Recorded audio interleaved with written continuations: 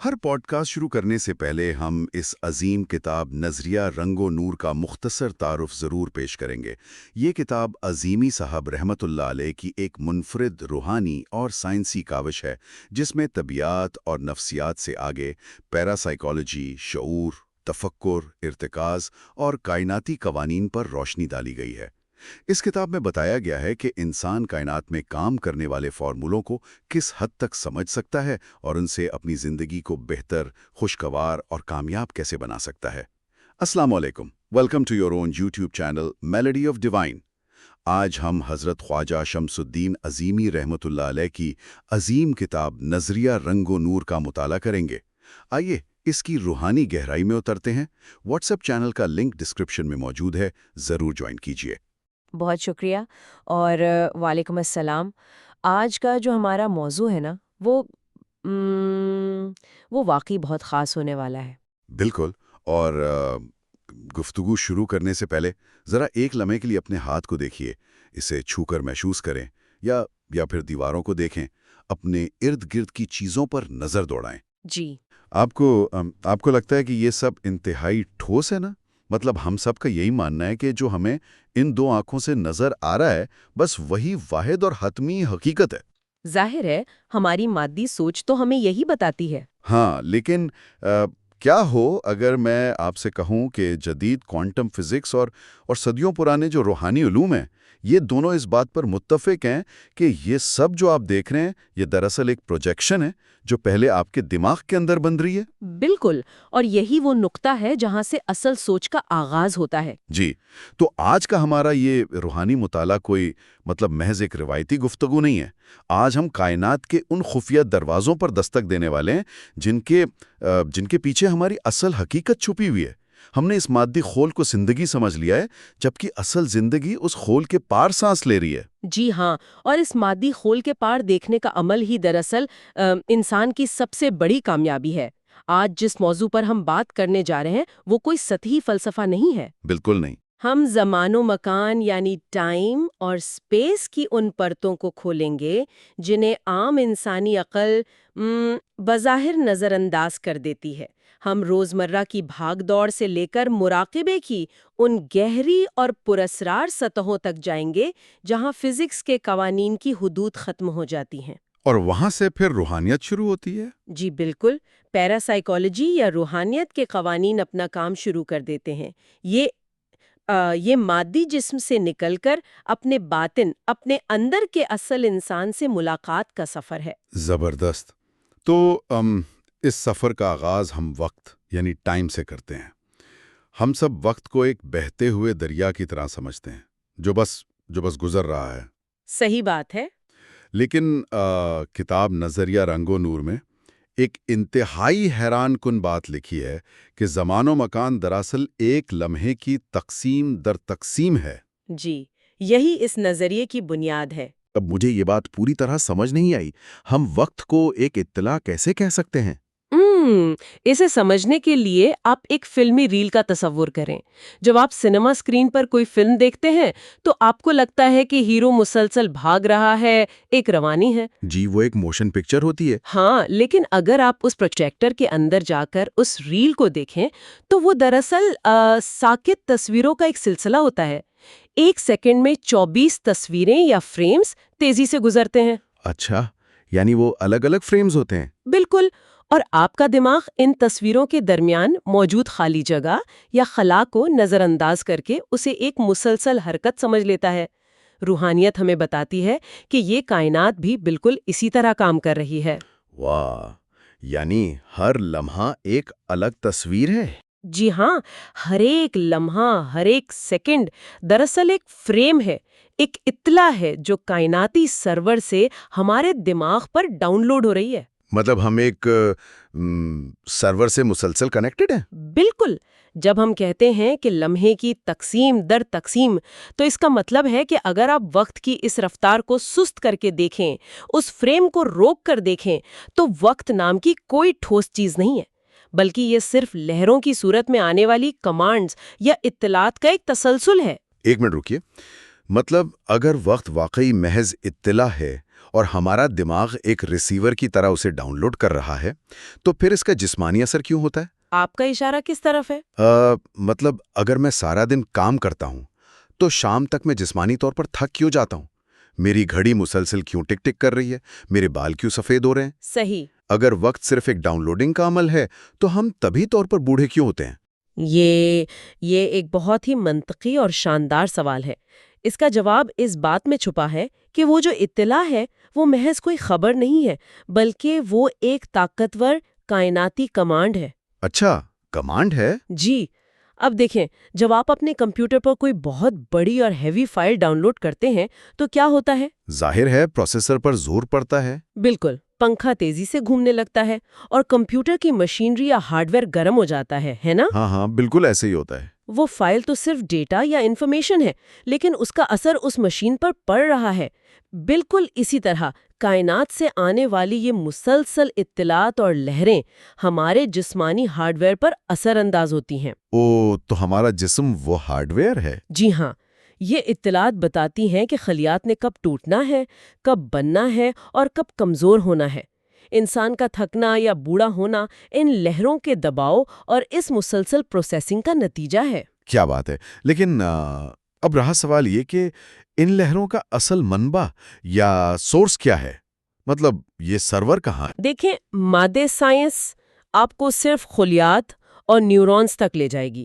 اس عظیم کائناتی سرور کو جاننے کا واحد راستہ روحانی علوم ہے۔ صحیح۔ اور اس کے لیے ان انسانوں کو جو دانشور ہیں انہیں قرآن کی تعلیمات اور کائنات کی تخلیق میں گہرا تفکر کرنا ہوگا۔ اور تفکر سے مراد کیا صرف تلاوت یا پڑھنا ہے؟ نہیں، تفکر کا مطلب صرف کتاب پڑھنا نہیں، بلکہ اس پورے نظام کی باریکیوں پر غور کرنا ہے، اس کی گہرائی میں اترنا ہے۔ اچھا، اگر ہم اس کائناتی سرور اور اس سے آنے والی کمانڈز پر غور کریں تو ایک بہت ہی خوفناک قسم کی بے بسی کا احساس ہوتا ہے۔ وہ کیسے؟ مطلب کائنات کا یہ سارا نظام ایک انتہائی سخت اور کڑے قانون کے تحت چل رہا ہے۔ ہاں، ہماری زمین کا گھومنا، پانی کا بخارات بن کر اڑنا، بادلوں کا بننا یا ایک بیج کا پھٹنا، یہ سب ایک اتنے مضبوط ضابطے میں جکڑے ہوئے ہیں کہ مجال ہے کوئی چیز 1 انچ کے 1000ویں حصے کے برابر بھی اس قانون سے بغاوت کر سکے۔ بے شک ایسا ہی ہے۔ ہم انسان جو خود کو اس دنیا کا سب سے طاقتور اور آزاد وجود سمجھتے ہیں، ہماری حالت یہ ہے کہ ہم اپنے چہرے پر آنے والی ایک جھری کو نہیں روک سکتے۔ بالکل سچ کہا آپ نے۔ کوئی بوڑھا نہیں ہونا چاہتا، کوئی مرنا نہیں چاہتا، لیکن اس کے باوجود ہر کوئی موت کے گھاٹ اتر جاتا ہے۔ اگر ہم اتنی آزاد ہیں تو ہم موت کا علاج کیوں نہیں ڈھونڈ سکے؟ موت کا علاج اس لیے ممکن نہیں کیونکہ موت کوئی بیماری نہیں ہے۔ موت تو اس کائناتی قانون کا ایک لازمی اور طے شدہ مرحلہ ہے۔ تو ہماری بے بسی دراصل اس قانون کی طاقت ہے؟ بالکل، آپ جس بے بسی کا ذکر کر رہے ہیں یہی دراصل اس قانون کی کاملیت اور طاقت کی سب سے بڑی دلیل ہے۔ کائنات میں ذرہ برابر انحراف کی گنجائش نہیں ہے۔ ایک ذرہ برابر بھی نہیں۔ اگر زمین اپنی محوری گردش میں 1 سیکنڈ کے 1000ویں حصے کا بھی فرق لے آئے تو یہ پورا کہکشانی نظام تباہ ہو جائے۔ حیوانات اور نباتات کی افزائش، ان کا پیدا ہونا اور مرنا، یہ سب ایک ہیبت ناک حد تک منظم قانون کے تابع ہیں۔ یعنی یہ اندھا دھند نہیں ہو رہا، ایک پراپر پروگرامنگ ہے۔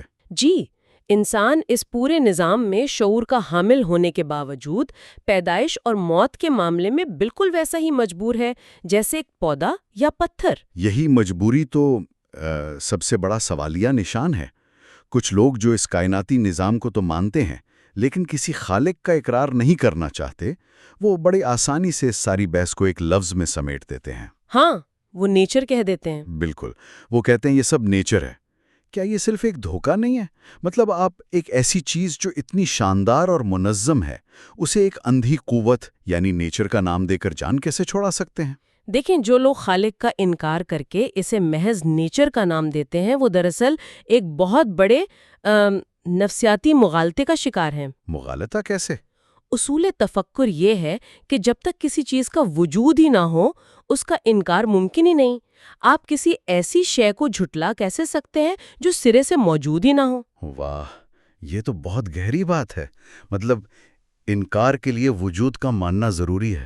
بالکل، جب ایک انسان کائنات کی زبردست ریاضیاتی اور سائنسی ترتیب کو دیکھتا ہے اور م، اس کی محدود عقل اس لامحدود ہستی کو پوری طرح سمجھنے سے قاصر رہتی ہے تو وہ جھنجھلاہٹ کا شکار ہو جاتا ہے۔ اور اس جھنجھلاہٹ میں وہ کوئی اور نام ڈھونڈ لیتا ہے؟ جی، وہ اس جھنجھلاہٹ میں ایک اندھی نیچر کا تصور گھڑ لیتا ہے۔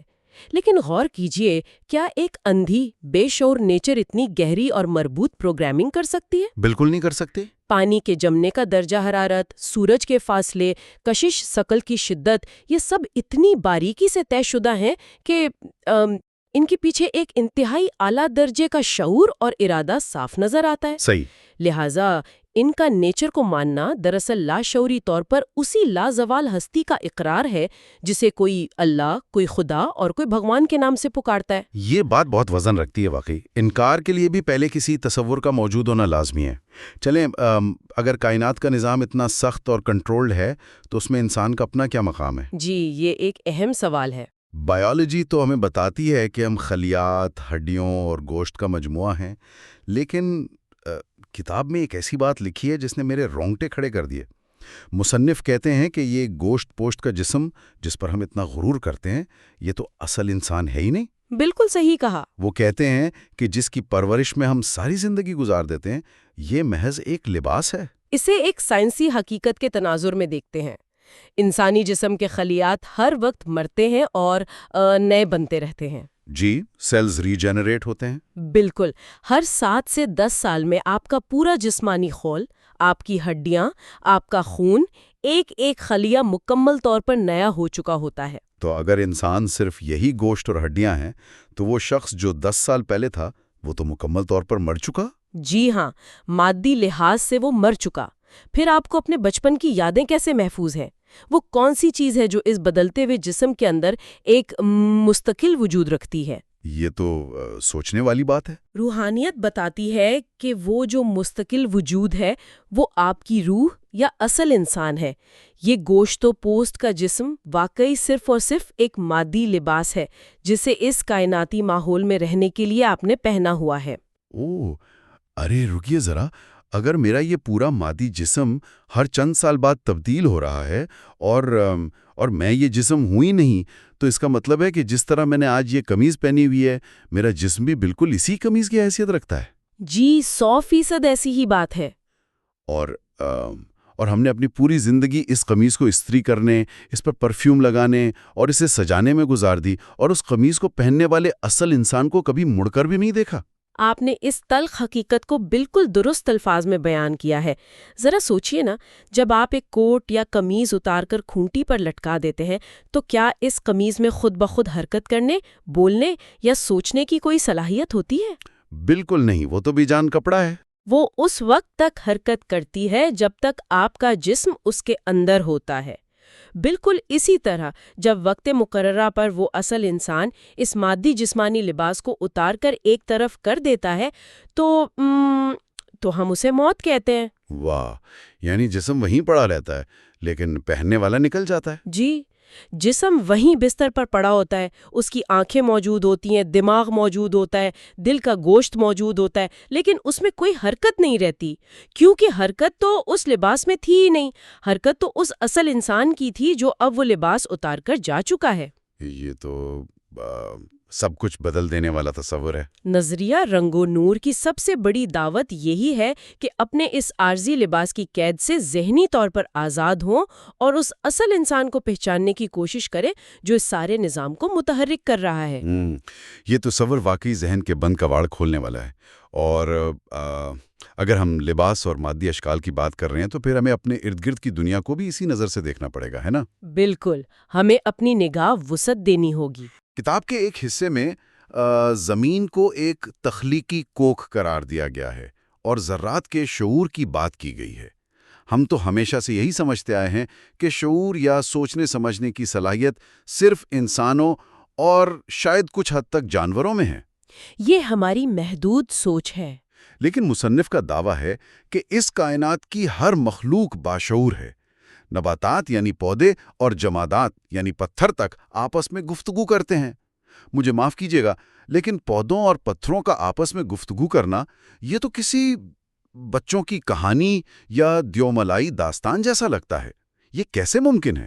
دیکھیں، یہ بات عام مادی سوچ کے لیے ضرور عجیب ہو سکتی ہے، لیکن اگر آپ شعور کی گہرائی میں جائیں تو یہ ایک مسلمہ حقیقت ہے. ہمیں یہ غلط فہمی ہے کہ گفتگو کا مطلب صرف ہونٹوں سے الفاظ ادا کرنا ہے. تو پھر گفتگو اصل میں کیا ہے؟ گفتگو دراصل اطلاعات کے تبادلے کا نام ہے. آج تو جدید باٹنی بھی اس بات کی تصدیق کر رہی ہے کہ درخت اپنی جڑوں اور فنگل نیٹ ورکس کے ذریعے ایک دوسرے کو خطرے کے پیغامات بھیجتے ہیں. اچھا، یعنی وہ سائنسی طور پر کنیکٹڈ ہیں؟ جی، وہ خوراک بانٹتے ہیں اور ایک دوسرے کی مدد کرتے ہیں. یہ شعور نہیں تو اور کیا ہے؟ مصنف نے زمین کو ایک باشعور ماں اور ایک تخلیقی کوک قرار دیا ہے. تخلیقی کوک. ذرا اس عمل کی باریکی پر غور کریں. آپ کے باغ میں ایک ہی زمین ہے، سورج سے آنے والی دھوپ ایک ہے، فضا میں گیسز ایک ہیں، اور جو پانی آپ دے رہے ہیں وہ بھی ایک ہی ہے. ہاں، یہ بات تو ہے کہ پانی بھی ایک ہے اور مٹی بھی وہی ہے. تو پھر ایسا کیوں ہوتا ہے کہ اسی مٹی اور اسی پانی سے ایک طرف لال رنگ کا میٹھا سیب نکل آتا ہے اور دوسری طرف ایک تیز ہری مرچ پیدا ہو جاتی ہے؟ بالکل، یہی تو معجزہ ہے. ایک ہی پانی سے زمین اتنے مختلف رنگ، ذائقے اور شکلیں کیسے بنا لیتی ہے؟ یہی وہ مقام ہے جہاں زمین کا شعور اپنے عروج پر نظر آتا ہے. کتاب سمجھاتی ہے کہ زمین کی کوکھ میں کروڑوں اقسام کے سانچے، یا جنہیں ہم ڈائز کہہ سکتے ہیں، وہ موجود ہیں. اچھا، ڈائز یا سانچے؟ جی ہاں. جب وہ سادہ پانی اور مٹی کے اجزاء کسی خاص بیج کے ساتھ ملتے ہیں تو زمین کا شعور اس بیج کے اندر چھپے ہوئے نقشے کو پڑھ لیتا ہے. آپ برگد کے بیج کی مثال لیں. جی، وہ تو بہت ہی چھوٹا ہوتا ہے. وہ بیج ایک خشخاش کے دانے سے بھی چھوٹا ہوتا ہے، لیکن اس ایک مائکروسکوپک دانے کے اندر ایک 100 فٹ اونچے درخت، اس کی مضبوط شاخوں، پتوں اور ان کے رنگوں کا پورا آرکیٹیکچرل بلو پرنٹ موجود ہوتا ہے. واہ، ایک دانے میں پورا بلو پرنٹ! بالکل. جب وہ بیج زمین کے پیٹ میں جاتا ہے تو زمین اس بلو پرنٹ کو پڑھتی ہے اور اپنے مخصوص سانچوں کے ذریعے اسے ایک ایسا تناور درخت بنا کر باہر نکالتی ہے جس کے سائے میں سینکڑوں لوگ آرام کر سکتے ہیں. یہ ایک اندھا عمل ہرگز نہیں ہے. یعنی یہ باقاعدہ کمیونیکیشن ہے؟ جی، یہ زمین اور بیج کے درمیان ایک انتہائی باشعور رابطہ اور گفتگو ہے. جب ایک حقیر سا بیج اور مٹی کا ذرہ اتنا گہرا شعور رکھتے ہیں تو وہ انسان جسے ان سب کا سردار بنایا گیا ہے، اس کے باطن میں شعور کی کتنی بلند منزلیں پوشیدہ ہوں گی. یہ بات انسان کو اپنی حقیقت پر شرمندہ بھی کرتی ہے اور حیران بھی. اگر مٹی، پانی اور بیج کے درمیان اتنی گہری کمیونیکیشن چل رہی ہے جسے ہم عام آنکھ سے نہیں دیکھ سکتے، تو ہم اس پوشیدہ کائنات سے کٹے ہوئے کیوں ہیں؟ کیونکہ ہم صرف ظاہری حواس پر انحصار کرتے ہیں. تو ہم اس شعور تک اور اپنے اس اصل انسان تک کیسے رسائی حاصل کر سکتے ہیں؟ یہیں سے پھر پیراسائیکالوجی اور مراقبے کا ذکر آتا ہے نا؟ بالکل، مراقبہ ہی وہ چابی ہے. لوگ مراقبے کو عموماً صرف آنکھیں بند کر کے سکون محسوس کرنے کا ایک طریقہ سمجھتے ہیں، لیکن کتاب میں اسے ایک باقاعدہ میکینکی نظام اور فارمولا قرار دیا گیا ہے. مراقبہ اصل میں کام کیسے کرتا ہے؟ دیکھیں، مراقبے کے میکینزم کو سمجھنے سے پہلے ہمیں یہ سمجھنا ہوگا کہ ہم دیکھتے کیسے ہیں.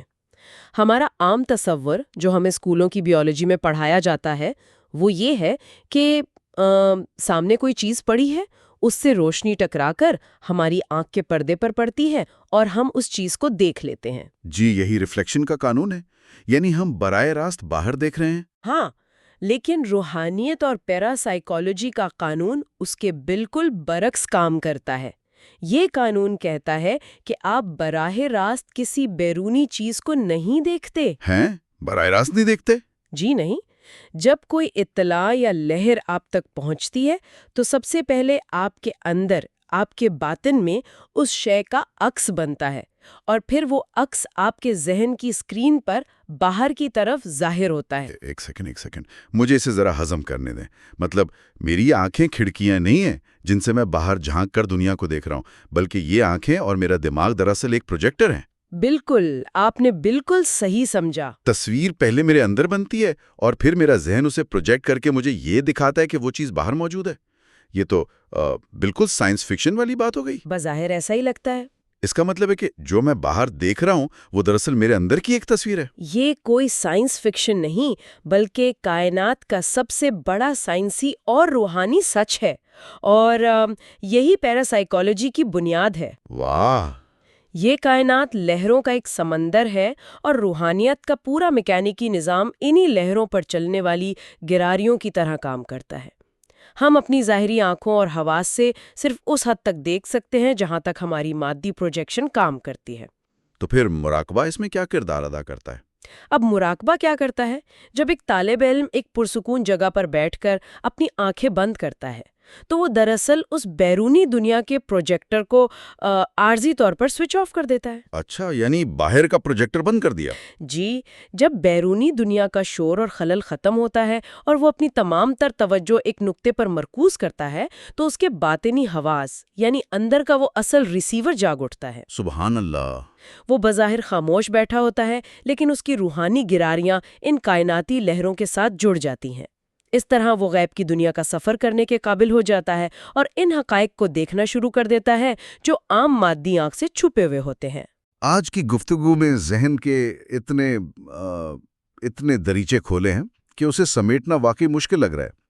ہم نے شروعات اس سوال سے کی تھی کہ وقت کیا ہے، اور ہم اس نتیجے پر پہنچے کہ وقت دراصل وہ اطلاعات ہیں جو کائناتی سرور سے ہمارے ذہنوں پر اتر رہی ہیں۔ بالکل ایسا ہی ہے۔ پھر ہم نے یہ سمجھا کہ جس جسم کو ہم اپنا آپ سمجھے بیٹھے ہیں وہ محض ایک ادھار کی قمیض ہے، ایک لباس ہے جسے موت کے وقت اتار دیا جائے گا۔ جی، اور اصل سفر اندر کا ہے۔ اور سب سے بڑھ کر یہ انکشاف کہ ہم اپنی آنکھوں سے براہ راست باہر نہیں دیکھتے، بلکہ ہر چیز پہلے ہمارے اندر بنتی ہے۔ اگر یہ سب سچ ہے تو ذرا سوچئے کہ ہماری روزمرہ کی زندگی میں ہم جن چیزوں کے پیچھے بھاگ رہے ہیں وہ کس قدر بے معنی ہے۔ بہت ہی سطحی چیزیں ہیں وہ۔ کتنا کچھ ہے جو محض ایک ظاہری دھوکہ اور پروجیکشن ہے، اور اس پروجیکشن کے پیچھے وہ اصل انسان خاموشی سے بیٹھا ہمارا انتظار کر رہا ہے کہ کب ہم باہر کی دنیا سے نظر ہٹا کر اپنے اندر جھانکیں گے۔ آج وقت آ گیا ہے کہ ہم اپنی توجہ اس لباس سے ہٹا کر اس لباس کو پہننے والے پر مرکوز کریں۔ بے شک، یہی آج کا سب سے بڑا پیغام ہے۔ آپ کا بہت شکریہ کہ آپ نے یہ پوڈ کاسٹ سنی۔ اسے ان لوگوں تک ضرور شیئر کیجیے جو روحانیت سیکھنا چاہتے ہیں۔ یہ آپ کے لیے صدقہ جاریہ بھی بن سکتا ہے۔ ہم ہر سیٹرڈے اور سنڈے میلوڈی آف ڈیوائن پر نئی روحانی پوڈ کاسٹ لاتے رہیں گے۔ اللہ تعالیٰ آپ کو خوش رکھے۔ اللہ حافظ۔